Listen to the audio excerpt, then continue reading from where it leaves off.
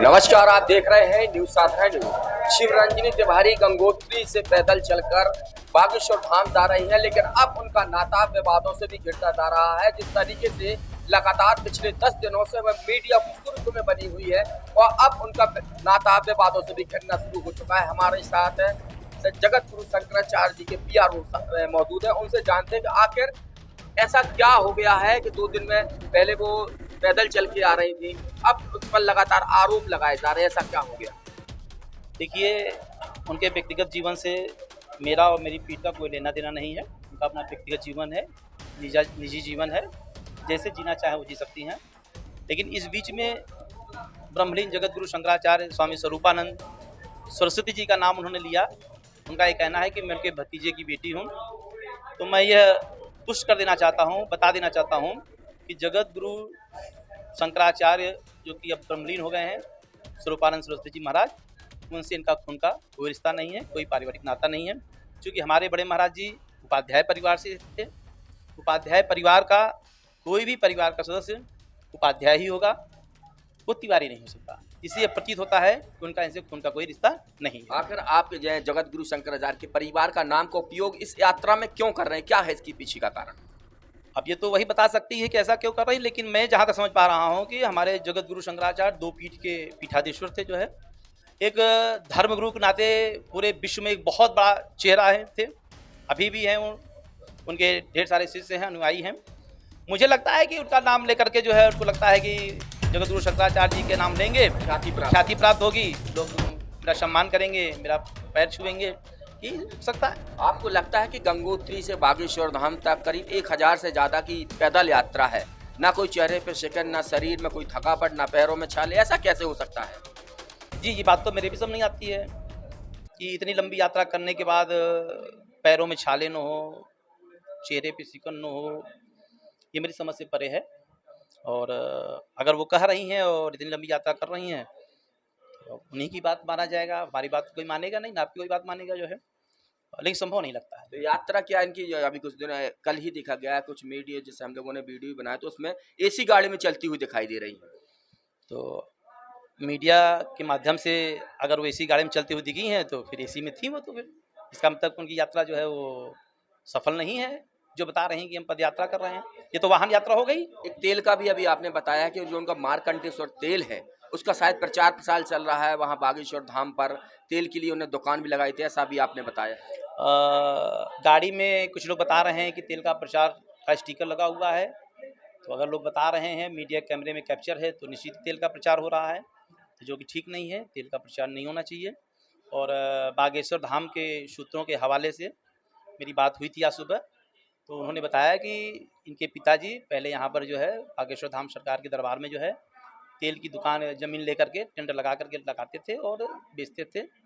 जब बागेश्वर धाम के लोगों को, वहाँ के व्यवस्थापक लोगों को पता चला कि बागेश्वर धाम के नाम पर तेल बेचा जा रहा है, तो उस पर आपत्ति दर्ज कराई गई और इनको ये कहा गया कि आप यहाँ तेल नहीं बेचिए। आपने एक बात और कही है कि जो उनके जगत गुरु शंकराचार्य जी के परिवार के लोगों का ये नाम ले रही हैं कि उनके परिवार से है, तो ये कहीं ना कहीं इसमें फ्रॉडपना नजर आता है। तो इसमें क्या आप संबंधित थाने में शिकायत दर्ज कराएंगे इसकी? देखिए, क्षमा बड़न को चाहिए, छोटन को उत्पात। आज 3-4-5 दिनों से प्रकरण चल रहा है। आज चेतावनी के तौर पर, चूंकि मीडिया में वो अपनी बात कर रही हैं, कोई उन्होंने अपना कुटुंब रजिस्टर या परिवार रजिस्टर या कोई ऐसा प्रूफ कभी दिखाया नहीं कि उनके परिवार के सदस्य मांगेंगे उनसे, भाई दिखाइए, आप अपना सिस्टम दिखाइए कि भाई आप कहाँ से उनके परिवार को बिलोंग करती हैं। रजिस्टर, कुटुंब रजिस्टर में नाम होता है और वोटर लिस्ट में नाम होता है, बहुत तरीके हैं जिससे पता चल जाता है कि परिवार के सदस्य हैं कि नहीं है जो है। तो वो दिखाएं कि परिवार के सदस्य हैं कि नहीं है। अगर वो नहीं दिखा पाएंगे तो उनके खिलाफ कार्रवाई की जाएगी जो है। ये है कहाँ के एक्चुअली का जो शिवरंजनी है, इनके पीछे इनके पिताजी भी हैं, कहीं ना कहीं ये पूरा परिवार इस तरीके से फर्जीवाड़ा का जो संकेत मिल रहा है अभी आपके द्वारा बताए कि ये लोग कहाँ के रहने वाले? देखिए, जो मुझे जानकारी है अभी वर्तमान समय में, ये उत्तराखंड के हरिद्वार में कहीं रहते हैं, जो मुझे सूचना अभी मिली है। और इनके पिताजी की ससुराल प्रयागराज के झूसी में, मतलब झूसी गांव में है। तो इनका ननिहाल जो है वो प्रयागराज में है। वर्तमान समय में ये कई वर्षों से जो है वो उत्तराखंड प्रदेश में रह रहे हैं। जो शिवरंजनी कह रहे हैं कि वो बागेश्वर धाम के पीठाधीश्वर हमारे प्राणनाथ हैं, उनसे शादी का ऑफर भी, इसमें कितनी सच्चाई है, क्या ये सत्य है या प्रोपेगेंडा चल रहा है? देखिए, जहाँ तक मेरे समझ में आता है कि अगर ये सत्य होता तो बागेश्वर सरकार जो है वो 16 तारीख को उपस्थित होते हैं इनसे मिलने के लिए। अगर इसमें थोड़ी सी भी सत्यता होती तो इनके हिसाब से जैसा पहले कहती थी 16 तारीख को मेरी उनकी मुलाकात होगी, मिलेंगे, हम इनसे कहेंगे, वो मेरे दिल की बात को समझ चुके हैं, मन की बात को समझ चुके हैं और अब तो मीडिया के माध्यम से बात बहुत दूर तक जा चुकी है। अगर ऐसा कुछ होता तो बागेश्वर सरकार जो 16 तारीख को वहाँ पर होते।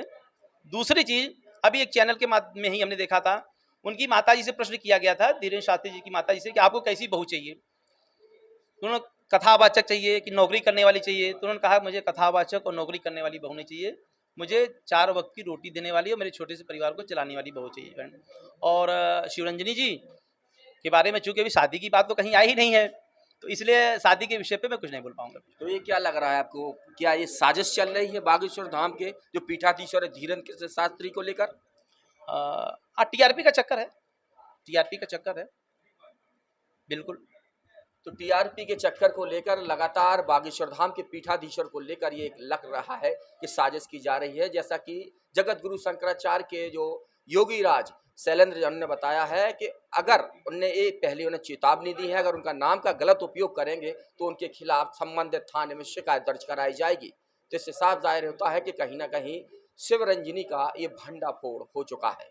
मनोज सोनी के साथ पिंटू सिंह, न्यूज़ साधना न्यूज़। अब आपके शहर छतरपुर में doctor K N. Memorial public senior secondary school affiliated to CBSE new Delhi प्रस्तुत करता है वत्सल डे बोर्डिंग स्कूल। आपके बच्चों को मिलेगी आधुनिक शिक्षा के साथ भारतीय संस्कार, personality development, division smart classes, experience faculty, well accrued lab, library, playground के साथ बच्चों को मिलेगी आधुनिक शिक्षा। तो अब देर मत करें, अपने बच्चों के भविष्य के लिए आज ही संपर्क करें K N. Memorial public senior secondary school affiliated to CBSE new Delhi, Vatsal day boarding school, Saura road, Chhatarpur.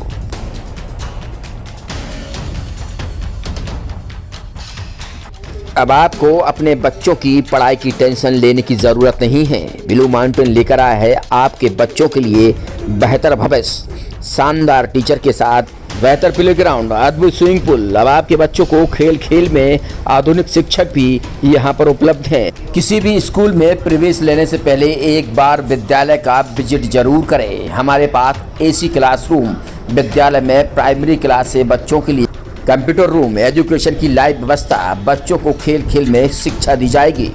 तो आज ही संपर्क करें। हमारा पता है छत्साल नगर के सामने सेलटेक्स ऑफिस के पीछे, पन्ना रोड, छतरपुर।